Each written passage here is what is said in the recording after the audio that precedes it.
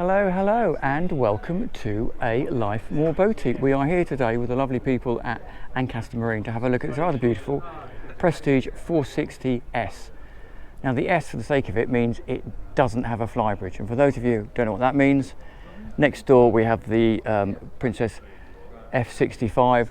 That is a flybridge. Basically it's a bit of an area outside on the top of the boat where you can lounge. This one sacrifices that for a little bit of lower air draft and a big opening sunroof. So if we start externally on the bathing platform, and this is high-low, so you can store your dinghy on here if you want, because there isn't effectively a tender garage, if you like. So this, you put your tender on here, hydraulic it up and down to get it in and out of the water. There's a little window over there because there's a bit of a aft cabin / storage area. If we step on board, it's always great to see loads of grab handles on the back of the bathing platform, because when you're coming in stern to mooring and the boat's going backwards and forwards, it's really nice to have something to hold on to. Underneath here we have, that's just a thing, safety catch to tell you the hatch is open. Grill, bit of prep area here, little sink over there, and then nice to see little pin lights, so you could well be barbecuing in the evening. My top tip if you're doing this is drop the bathing platform so it's just in the water and it keeps your feet cool. So you can only access through one side. Basically they've sacrificed access on the starboard side to give you a better run of seating.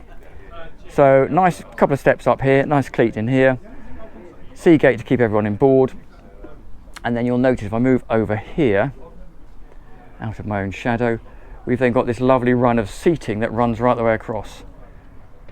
Okay, hatch under here for the crew cabin. I mean, I say crew cabin, I don't think if you were crew you necessarily want to go in there, but you can, it is an option to have it fitted as a crew cabin, but most people in all fairness are going to use it for general storage. So you can see plenty of room, it does tuck under there a little bit. There's the window and there's some additional access under the floor, but really more somewhere to shove your cushions and the like.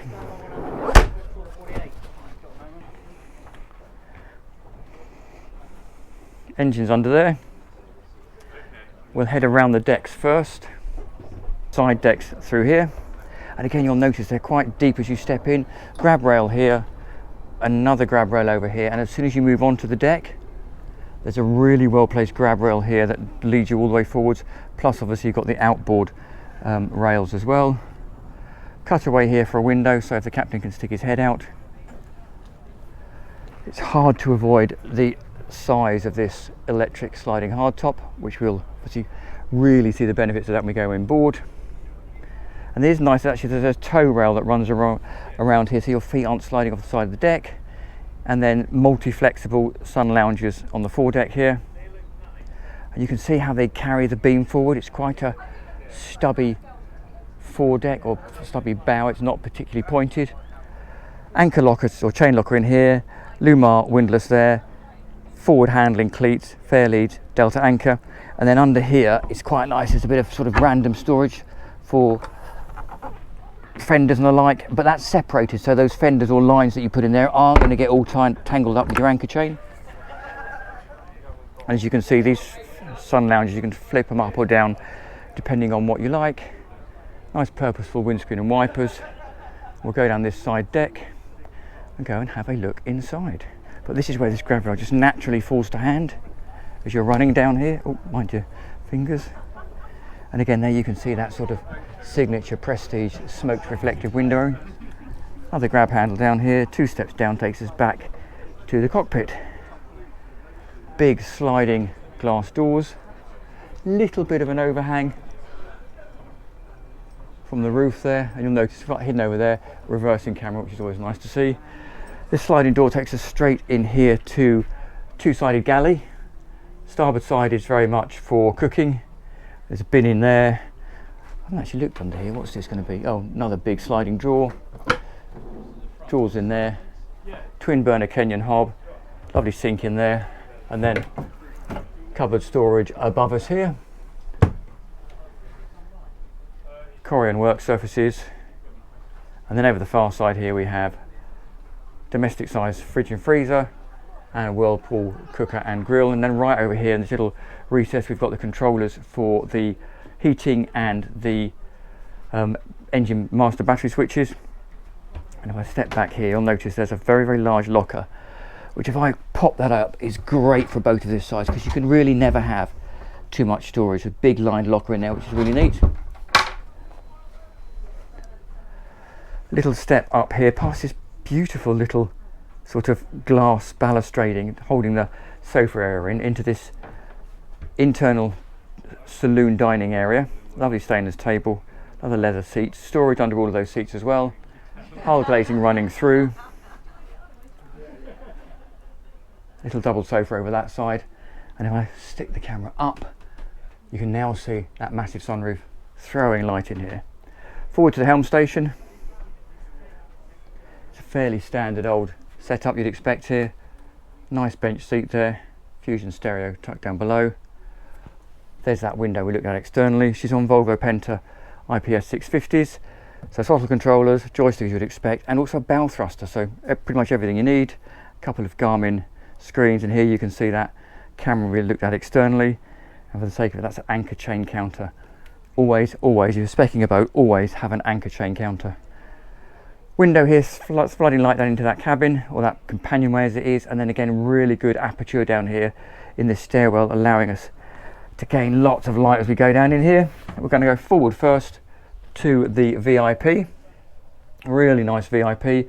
You'll notice there's a split in the bed here, so that's so you can move that bed over to that side and that bed over to that side, giving you two singles V berths as opposed to a double. Again, you've got glazing there letting light in. They're covered by the sun loungers, but up here are two big windows, and the forward one is an escape hatch. More glazing over there. Big wardrobe in here, like so.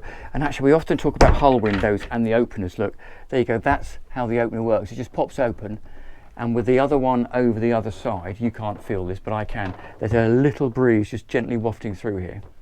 More storage in there.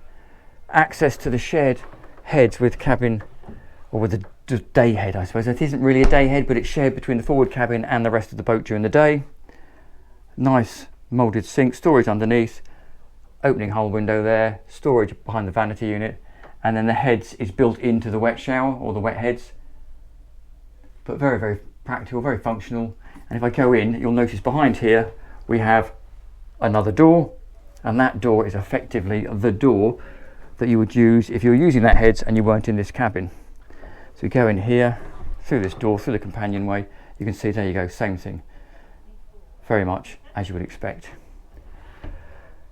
Actually, before we go any further, I just want to show you this quickly, because this is quite impressive. If you're on a boat and you've ever flown to your boat, so you've got it abroad, having somewhere where you can chuck your suitcases for 6 people or 4 people is really impressive. So we'll chuck that down. I'm going to have to get a move on because they are waiting to let somebody in. So we'll finish off here. So through this other door takes us into the master cabin. We go past the master heads, shower in there, nice vanity, mirror there, hull windows with an opener, and then the loo behind us down there.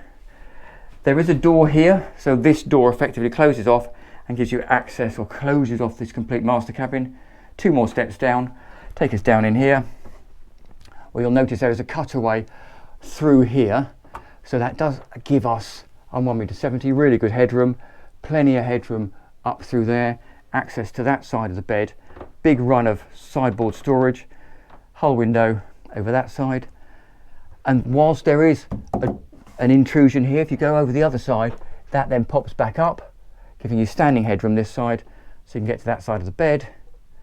Lovely little sofa in there, storage, TV. So there you go, yeah. And we will see if we can have a quick look in the engine bay.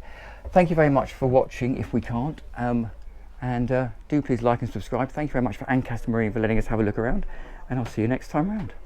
But for those who want to stay, I'll see if I can look in the engine bay.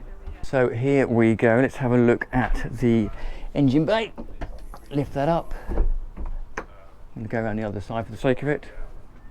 Well, look, and for those of you, there's Hugo, Andre from Motorboats and Yachting, doing a video of the Prestige 590.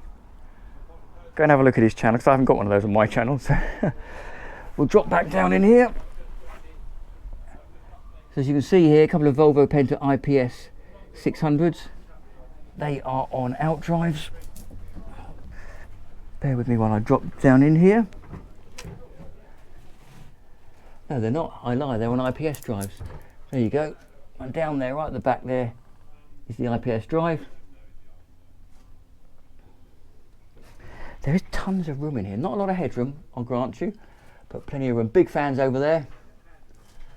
In fact, all this boxing you can see here, that's effectively that aft cabin we looked at. Bit of storage down the sides there. Fuel tanks on both sides. Fuel tank number 1, and then fuel tank number 2 over there. All the Marina equipment there, hydraulics, Victron battery chargers, and there is quite a nice little bit of extra space in here. Look, so you could put a Seakeeper in there if you wanted, or store some other bits and pieces. I will put all the performance figures down below in the description because I haven't got them to hand, unfortunately. So there you go, that is the Prestige 460S, he says, trying to climb out. And I will leave you with a view of this beautifully light interior and say thank you very much to Ancasta Marine for letting us have a look around. I'd ask you to do please like and subscribe. It really makes a difference to us on the channel. And finally, I'll say thank you very much for watching, and I'll see you next time round.